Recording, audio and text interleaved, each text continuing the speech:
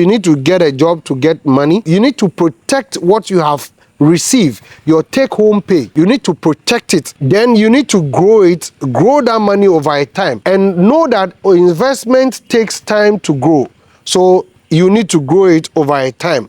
It is not about quick, rich scheme. When it comes to money, more of it is about behavior. How do you put your emotional behavior in checks? How do you put your emotions when salary hits into your account? Normally, the general budget out there that people use is 50-30-20 rule. That is a framework or a formula that you can use to budget your income. 50-30-20. The 50% of your income is needs, goes to needs, and these needs are essential. You must pay. One is rent or housing, utilities like light bill, water bill. These things are non-negotiable because you need water to bath, to drink, electricity for lights in the night, and lights to iron, to watch your television, to cook, etc. Here, some people have put here minimum debt payment and insurance. But for me, debt is not part of this one. This one is allocated for what? Only needs. Needs are not wants. 30% wants. That this 30% want is more of a lifestyle choices. So eating out, entertainment, shopping, going out to watch movie and all those things. These are wants. Going for shopping, buying the latest dress you've seen and all those things. All these things falls under what? Want. Then we have 20% that goes into savings and future investments. So this is where they take care of emergency fund, debt payment, beyond the minimum and all those things. But do not use your money for investment as a gift, as donations. No, it should be respected. Welcome to today's episode. Today we are treating the last topic on the 4 financial management systems. And a quick recap on what we have studied the previous episode. We studied on income, which we spoke the key points on the income is to get a job. You need to get your hand doing something. You need to stop being lazy and step out there and find a job to do. Find a value, discover a problem and provide solution, and you'll be paid for it. Or get yourself employed, and at the end of the day, you will receive daily income or weekly income or monthly income. That is what we discussed on the income. And then we came to investment. From income, we jumped out of the savings and came to investment, because psychologically, I want to prepare your mind in such a way that when you get an income or you receive an income, which as at the time I'm recording this video, the month of June is ending, people have started receiving salary. So for that matter, as soon as you receive your salary, the first thing that should come into your mind is to do investment, save and invest. Then we came to savings. So after talking about that of the investment, before I even talk about the savings, I said part of what you earn is mine to keep, is what you invest, is what you put to work. Because I said that you are not going to be working for the rest of your life. There's going to come a time where you are not going to be physically strong, and you are going to grow old, and the investments that you have done are the ones that going to what you are going to leverage on, or the ones that you have kept somewhere and it has worked for you, it is multiplying, are the one that you are going to be depending on. So then we came to savings. Savings is with the principle that part of all I earn is mine to keep. So meaning that when you work and you receive an income, the next thing is to do what? Save. You have to pay yourself first. You need to keep some money for yourself before you even think of paying any other person. If I say any other person, your landlord, your landlady, or the food vendor, the electricity bill, water bill, the family paying for their school fees, their upkeep money and all those things, all these things is paying other people, but you have to also pay yourself. So what you are paying yourself is what? Is what you are saving and investing. And it is very important that we take our savings serious. And one key area that I spoke about is that just as it's equally important to do investment, it is also equally important to save. And in saving, we have three forms of saving. We have for emergency, we have for short term, which are for opportunities. Opportunity in such a way that for the fact that you have some money put aside, whereby when opportunities like land investment, another investment, like how people have invested into the stocks, and before they realize, Kasapreku also have decided to also come into Ghana Stock Exchange. And at the end of the day, now people need money to invest into what?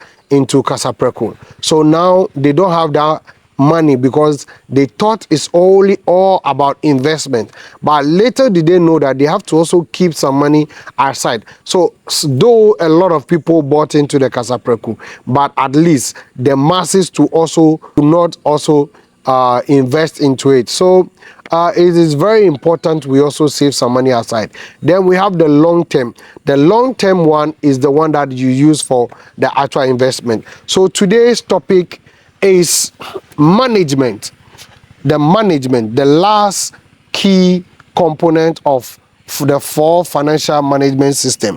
So let me define the 4 financial management system, or let me define management system. In the previous videos, we said that a financial management system is a well structured, repeatable set of habits. So your habit is part of this management system. Tools and processes you use to handle money intentionally. You are conscious of it. You know what you are doing. You know where to start from, and you know where to end. You know what to put into it, and you know what not to put into it. So intentionally means that you are much aware of how much is coming in, how much you want to save, how much you want to spend. All these things are part of it, so that it serves you, so that the money you are earning serves you instead of what? Controlling you. So this is the definition of what? The financial management system. So we said that when we talk about the 4 financial management system, it goes beyond just budgeting. People think that when we talk about a financial management system, we are talking about only budgeting. No, it goes beyond that. So what is the framework of the management system? 1 is to earn. So you need to get a job to get money. Then 2, you need to protect what you have received, your take-home pay. You need to protect it. Then you need to grow it, grow that money over a time. And know that investment takes time to grow. So you need to grow it over a time. It is not about quick, rich scheme. Then lastly, you spend. So today is the spending aspect of the word, the framework. Now, when it comes to the subject of finance, or when it comes to the subject of money, more of it is 80% behavior than book knowledge. And in other words, they will say that 20% head knowledge. So when it comes to money, more of it is about behavior. How do you put your emotional behavior in checks? How do you put your emotions when salary hits into your account? This week, as at the time I'm recording video, about, let me say, 70% of the people, salary has hit into their account, and some of them, their mind is so wild that they have to get this, they have to get that, they have to get this. They are counting a lot of things that they need to do what? They need to go and buy. So personal finance is not only about mathematical aspect, or when it comes to the mathematical aspect of the finance, is not much of a problem, but rather a behavior problem. And most of the time, it is our behavior that exposes us, that whether money controls us or we controls money. If you don't put your emotions into check and the money hits into the account, just imagine where the money is going to send you. And when the money sends you to the wild wilderness, it leaves you in the wild wilderness because it is finished. Now you need to find your way back home. And that is when people are thinking of how soon would the month be ending.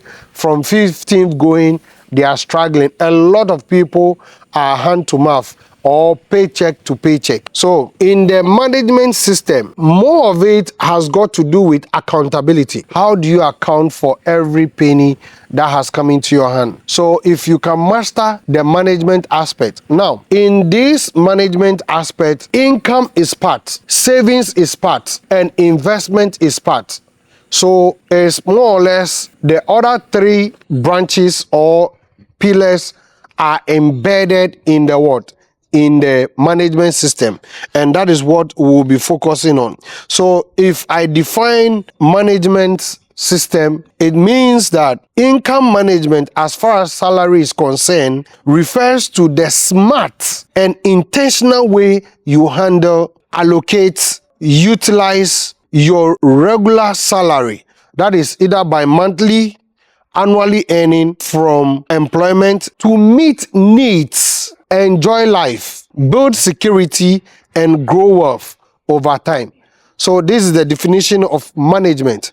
So when we say manage your money well, or oh, this month I want to manage my money well, in short, this is what you mean, or this is what you want to say, that you must be smart and be intentional about how you handle the money, you allocate the money, you utilize the money that you are receiving as salary in order to meet your needs, number one. 2, enjoy life. 3, build security.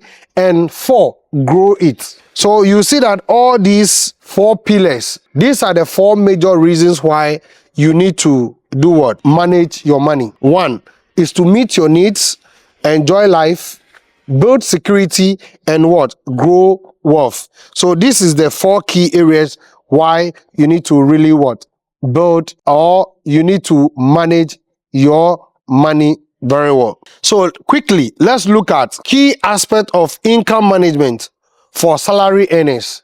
So if you're a salary earner, that income that has come into your hand, how do you manage it? Number 1, understand your net income. Your gross income is different from your net income. Your gross income is the money that they said they will pay you, including bonuses, including taxes, including deduction, including loan deduction. Everything lump sum, everything is embedded in it. But before you receive it, the government will take its tax, the bank will take its loan if you have taken one, they will deduct other deductions like provident fund, terminal benefits, insurance, provided you've done one, all the necessary deductions that need to be deducted. Now the rest that is left, that is paid to you, is your net income. So, like for instance, I've received my salary, and aside what they allocated in my name, after whatever has been deducted, what came into my account, finally, after the bank has also taken its loan, what has come into my hand is my net income. So that money that you drop into your mumu, that money that you go and cash out with check or electronically, is your net income. So that one, you need to understand it. That is what we are going to now apply the rule of management to. We will soon be looking at. So then number 2 key aspect of income management for salary earners is create a budget. So now a budget is coming in here. So you need to know which budget is suitable for you. Normally the general budget out there that people use is 50-30-20 rule. That is a framework or a formula that you can use to budget your income. That is, when we say budget, budget contains 3 pillars. Your income, how much has come in, your expenses, and how much is left for investment. So income, expenditure, and what is left. So those are the key components of what? The budget. So like I said, some people use 50-30 rule, but for me, my rule, I am breaking it a little bit down further for my own advantage. So I'll discuss the two with you and see which one you think is good for you. So let's go to the general one that most people use. 50-30-20. The 50% of your income is needs, goes to needs. And these needs are essential, you must pay. 1 is rent or housing, utilities like light bill, water bill.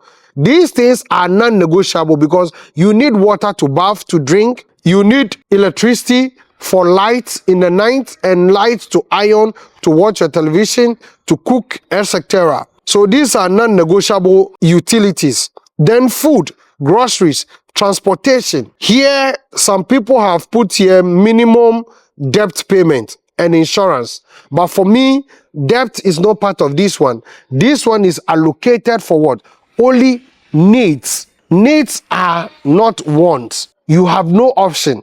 So when I apply my rule, which I'm coming to mention currently, right now, I have no option than to allocate that one for what? Housekeeping. It's non-negotiable. So then we come to 30% want. That this 30% want is more of a lifestyle choices. So eating out, entertainment, shopping, hobby, going out to watch movie and all those things. These are wants. Going for shopping, buying the latest dress you've seen and all those things. All these things falls under what? Want.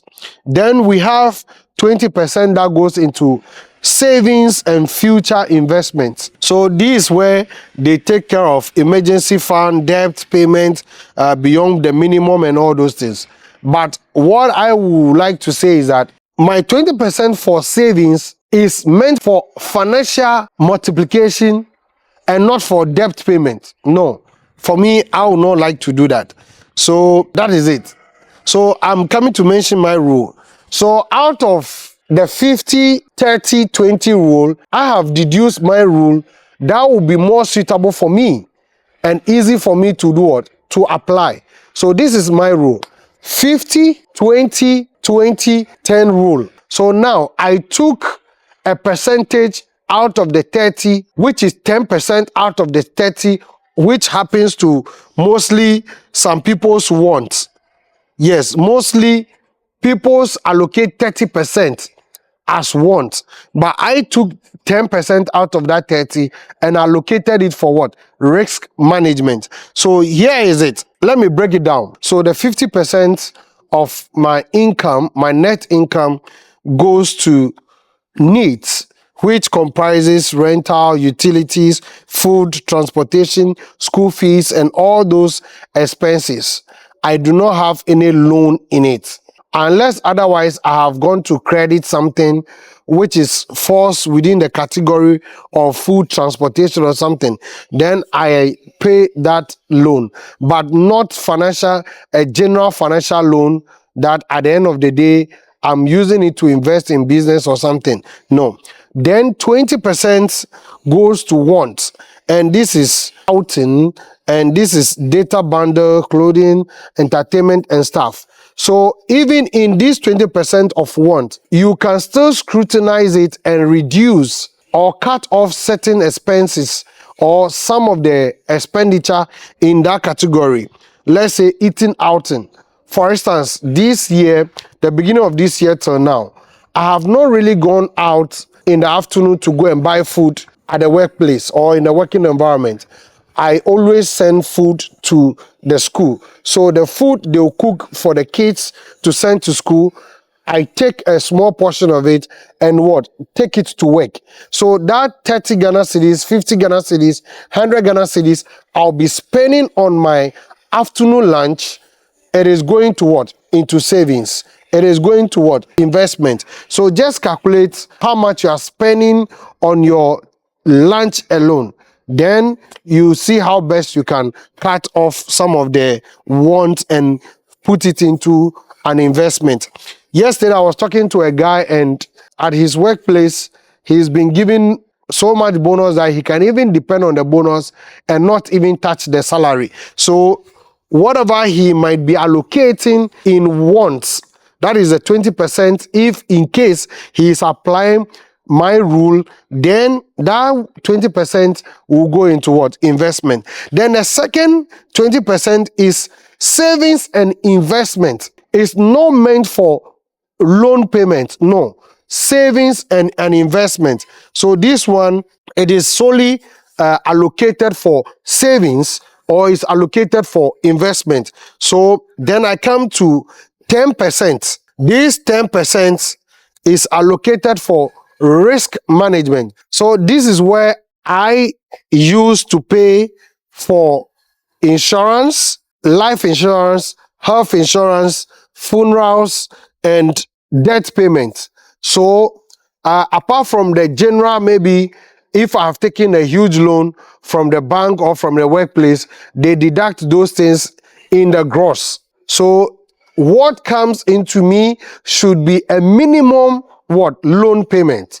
So at the end of the day, the 10% is allocated for what? Risk management. So this is my budgeting frame rule. Now let's quickly look at reasons why it is very important to create a budget, and how to also manage. And it is really, really important we put this into practice. First of all, I am a Christian, so I will apply Christian values here. So in applying my Christian value, I need to acknowledge God that He is the what? The giver of the money, the job, the opportunity, the financial resources, the blessing, the good health, my going and coming. He is my source. So I give my 10% as tithe to Him. So it is really, really important. And one of the reasons why it is very important, we acknowledge. When we do that, it tells us that we are good stewards. We are managing the resources that God has given us, because it takes high level discipline to allocate some to God, knowing that God in His real person is not coming to you that give me because I've given you, like give it to me, but we use it as what? As part of what? An appreciation. God, I thank you for giving. So this tithe goes to the church. We use it to support the church so that the church can be able to use it to do what? In my church, the pastors don't work. So it is the tithe that is being used to pay the pastors. I don't know of other churches. I don't know how they manage their tithe. But for my church, I will speak for my church. The tithes collected is what is being used to run the church activities, the church administration, and pay pastors as well. So aside the tithe people pay, other people also do what? Pays for first fruit and all those things. Especially those things are being done where there are a lot of farming.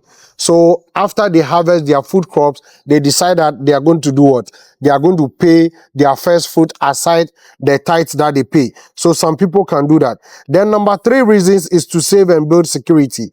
Why you need to manage your money very well. So it is very important, the money that you receive, aside the one that you allocate, you need to also save some. So when you read the book Solomon wrote in Proverbs chapter 6 verse 8, it says that, go to the ant, you sluggard, consider its way and be wise. It has no commander, yet it stores its provision in summer and gather its food at harvest. So meaning that it is very important you store some food, you save some food for security in time of scarcity.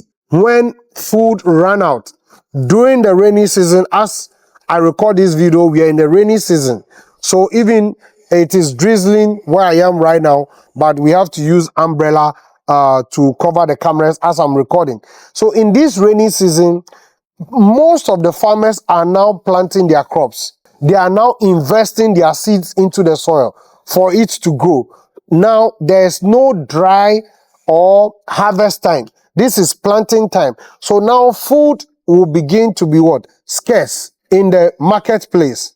So it is good that you save some. Then number 4 reason is to budget and plan intentionally. It is very important you have to plan and budget and plan intentionally. You have to account for everything. When we talk about the budgeting aspect, it means that you need to know the cost of everything that you venture into. If it is going to the mall to go and buy, you need to ask yourself, how much do you need? So even the Bible give a reference that in Luke chapter 14 verse 28, suppose one of you wants to build a tower. Won't you first sit down and estimate the cost to see if you have enough money to complete it? So this tells you that it is very important that we do what? We budget. It is very important we look into the cost involved. Example, you want to become a content creator. Yes, you need to get a camera, you need to get mics, you need to get tripod. But you don't have that kind of financial muscle to go like a professional. How do you budget? Will you go for a lean budget with your phone and just a mic, or with your phone and just start with a bad audio recording? These are things that you need to really consider before what you venture into this content creation. So you don't just get up and go and take loan and go and be buying cameras. No, you need to calculate how much goes into it. How much return on investment are you going to get to pay off your loan? So it is very important. Now, if you don't budget very well, you become a slave to it. And especially those of you or those people who go around and be taking loans, you eventually becomes a slave to your lender. So it is very important we budget and live within our means or live below our means. Then the last one is work diligently. Work diligently and cultivate contentment. It is very important we work diligently. Now, when you read the book of Matthew 25, verse 14 to 30, that passage that talks about a bag of gold. Now, there's a portion which requires your diligence. So I will start reading from verse 20. The man who received 5 bags of gold brought the other 5. Master, he said, you entrusted me with 5 bags of gold. See, I have gained 5 more. Faithful with few things. His master replied, well done, good and faithful servant. You have been faithful with few things. I will put you in charge of many things. Come and share your master's happiness. 22. The man with 2 bags of gold came. Master, he said, you entrusted with me 2 bags of gold. See, I have gained 2 more. And 23, his master replied, well done, good and faithful servant. You have been faithful with few things. I will put you in charge of many things. Come and share your master's happiness. 24. Then the man who received 1 bag of gold, Master, he said, I knew you are a hard man, harvesting where you have not sown, and gathering where you have not scattered seed. So I was afraid and went out and hid your gold in the ground. This portion of the passage talks about diligent work and contentment. Now, these 3 servants have bags of gold, which they were given according to their ability.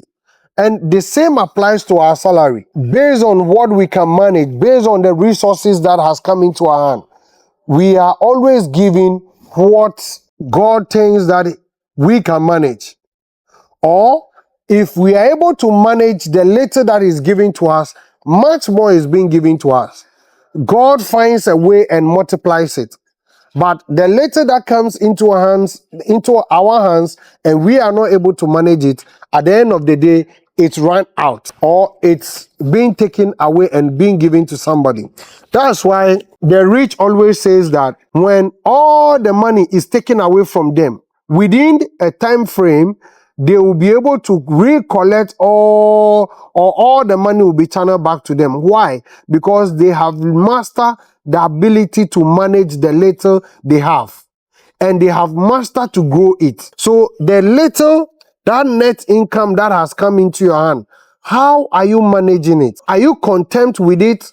Or you are looking down on it and you are spending it anyhow, thinking that it is not enough? So that is what happens to most of us. Like the last guy who went to DAG. Because we feel the salary is small, the net income that came is not much, we consume it, we dig it inside ourselves and we spend it. So that is it. So let's continue. Now let's look into how you can manage that net income that has come into your hand. So over here to how to manage your net income. So over here it comes, start with your 10%, which is tithes.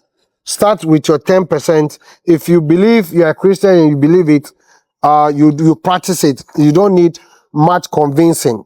So the 50% is so much important that we have to scrutinize this 50% so much well that, so assuming your 50% of your salary, your net income that comes to you, how much is it? Calculate yours. Assuming my net income I take home is 3,000. My 50% is 1,005. My 50% of 3,000 is what? Is 1,005.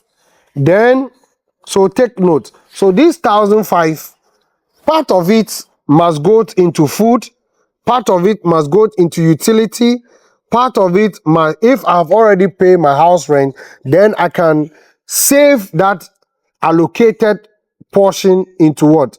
Into savings for future rental. Then part of it will go into transportation, school fees, and other expenses. So ask yourself, my 50%, what goes into my 50%? Some people have not really defined it. What do you spend your 50% on? It is really, really important you define it before you don't know where the money is going. So if you are defining what goes into that 50%, so for instance, I said housing or rent, utility, groceries, and transportation, school fees, all goes into this 50%. So what are some of the things that you can do? Don't go and rent in expensive areas. Your housing, go in for a moderate housing. If you're a young guy, you do not need 3-bedroom house to start with. If you are married couples with even kids, 2 kids, 3 kids, maximum you need is probably 2-bedroom. Never make room for a guest. That is when you are on a tight budget. You don't need 3-bedroom, allocate some for even your guests. No. Manage what you have. Chamber hall is okay to start with. And the area, the location is also important. When you go into these high prime areas, the higher the expensive of the rent. But if it is those cool towns, at least you can what? Manage your rental. So you need to look at what goes into your 50% of your salary. So like example, if I receive 3,000 as my net income, no any other bills or deduction will come on it, then I have to allocate 50% to what? My want. Then we come to 20%. This 20% covers eating out, entertainment, clothing, data, subscription, gifts, and even donations. It is also important we enjoy life, we have fun small. At least we have worked for it. So we allocate a percentage. So in my rule, 20% is just going to these areas. So like for instance, for some time now, my DSTV doesn't allow me to watch TV3. I don't know whether it's coming from the antenna. So I do not subscribe a package beyond access. So compact plus is, I think, is more than 200 Ghana cedis to 300. So if access is around 100 Ghana cedis, meaning that if I supposed to go for compact plus and I go for access, I still save some money down. So you need to look at areas that you can cut off. Then something like entertainment, apart from watching the news, even the football that is going on, hardly do I even watch it. So it is not relevant for me to even go in for compact plus or even premium. At the end of the day, I go to work, I spend almost 10 hours going to work and coming back. So what time do I even have to even watch TV? The only time I remember watching TV is when they are showing wrestling match. Then I'll still some small few 30 minutes, watch some matches, then I go. I am a wrestling fan, not a football fan anyway. But that's just by the way. So just look at where you can cut off certain expenses. If data management, I want to talk about data management.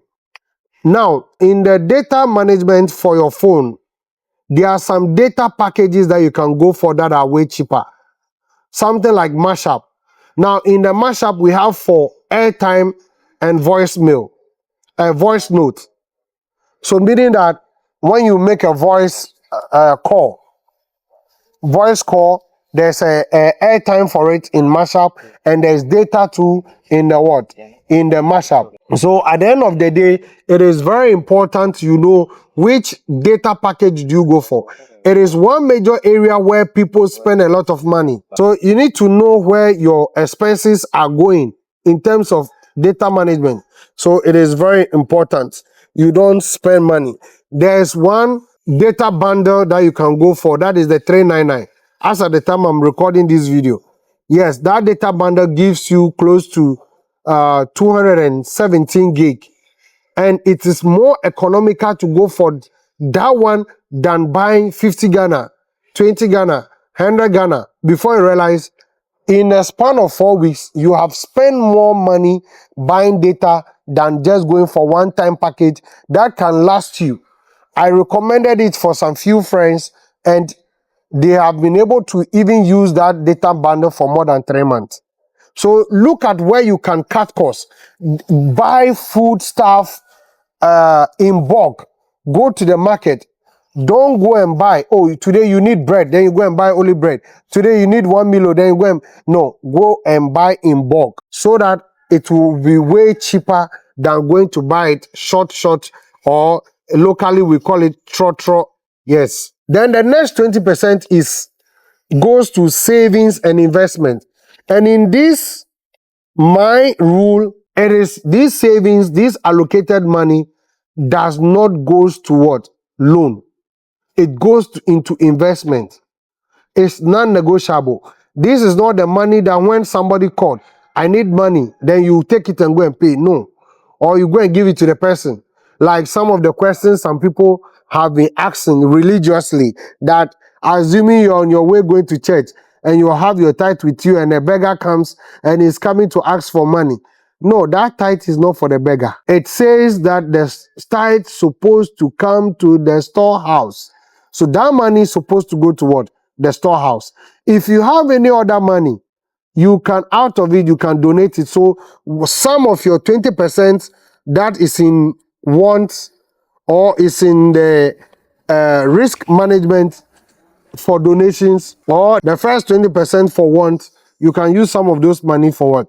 For donations. But do not use your money for investment as a gift, as donations. No, it should be respected. That is why it is what? It is a rule. Now, for me, let me say this here as far as saving and investment is concerned. You can actually help somebody when you are really content or you are full. If the cup is half full, that cup cannot be able to do what? To overflow. So it is very important you take care of what? Your savings and investment, so that when you are full, you can overflow to others.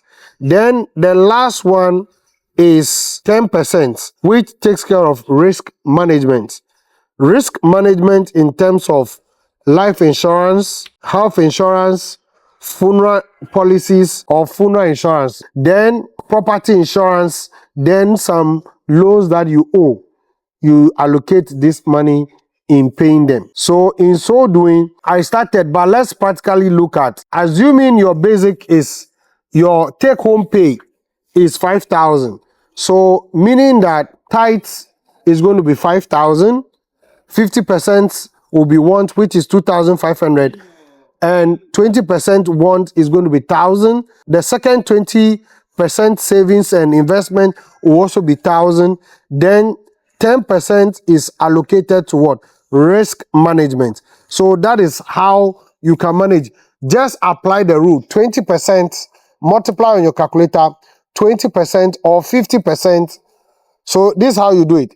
50%, 20%, 20%, 10% times the number of your take-home pay. It will give you, or go to any of the AI platform and just type apply 50, 20, 20, 10 rule to this amount of money. If it is 5,000 to 5,000, and it will break it down. The needs, wants, savings, stroke investment, then your risk management. So you allocate it in that manner. So now quickly, let's look at practical steps for long-term financial independence.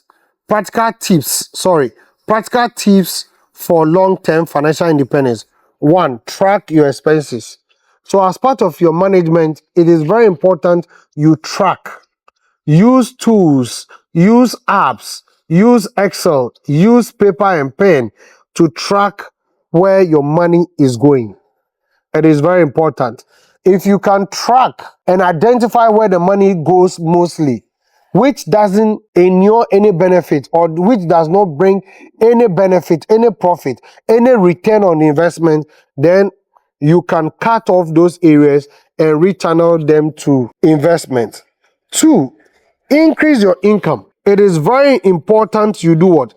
You increase your income. So if your salary is 5,000, 3,000, 1,500, and it is not enough for you, the best thing is to do what? Find ways of increasing it.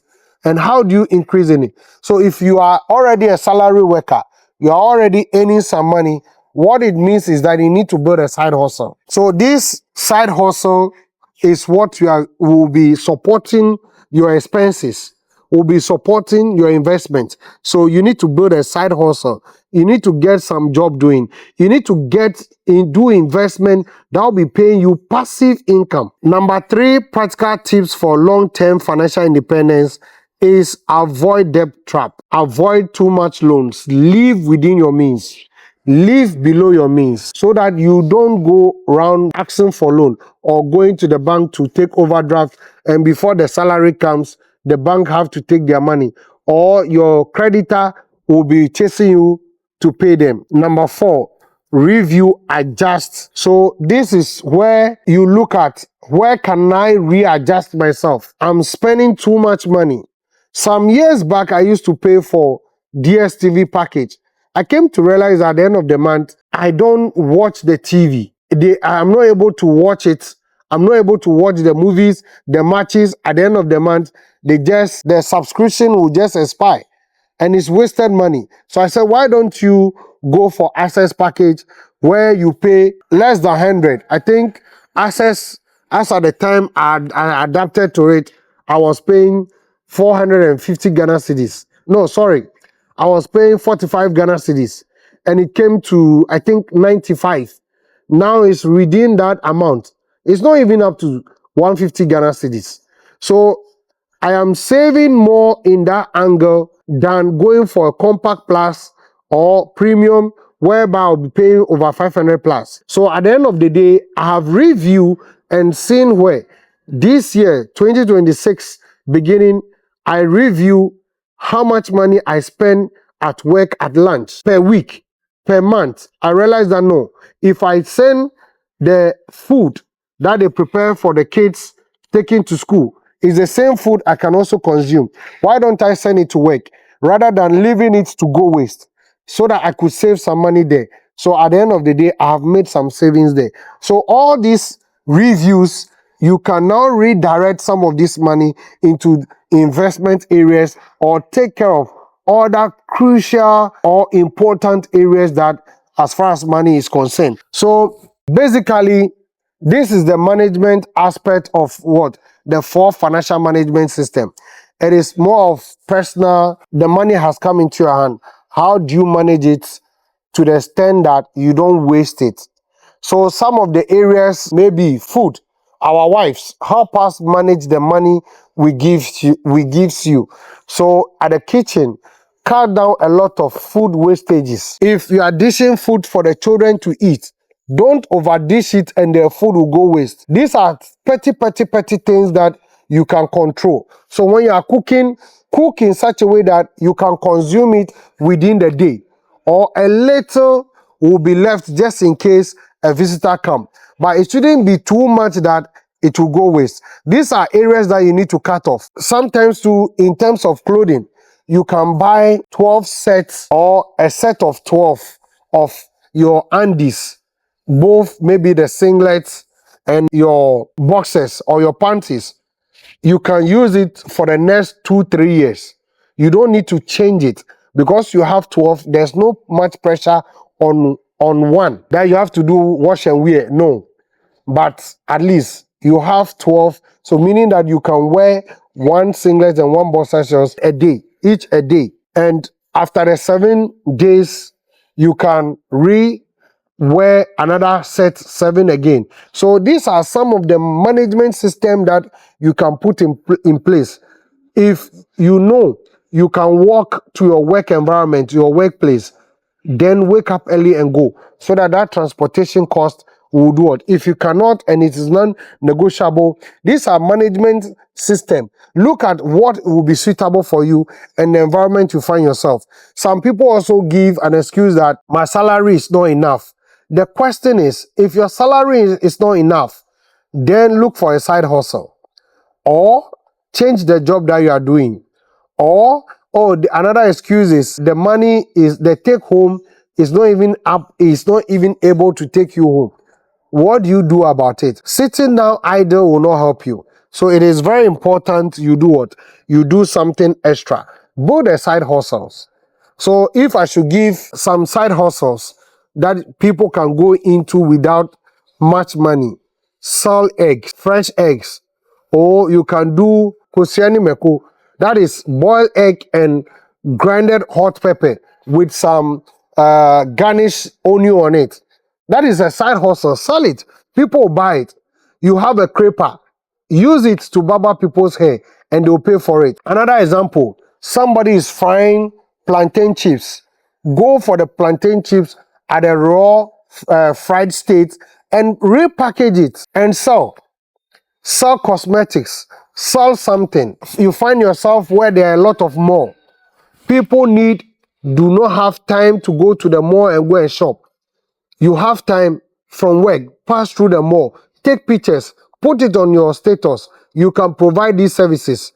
And at the end of the day, people call you, oh, supply me this, and they pay you for it. You have time to cook for people, cook and take money. You have time to iron people's dresses, do laundry for them and take money. These are some side hustles you can be doing and you are a mechanic. When you close from work, you can work on people's car. You can wash people's car. Do those things and let them pay you. Provide value so that you can get some what? Money in return. So I'll end it here.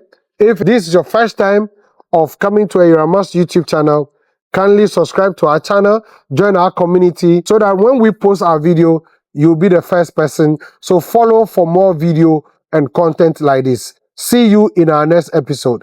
Bye-bye.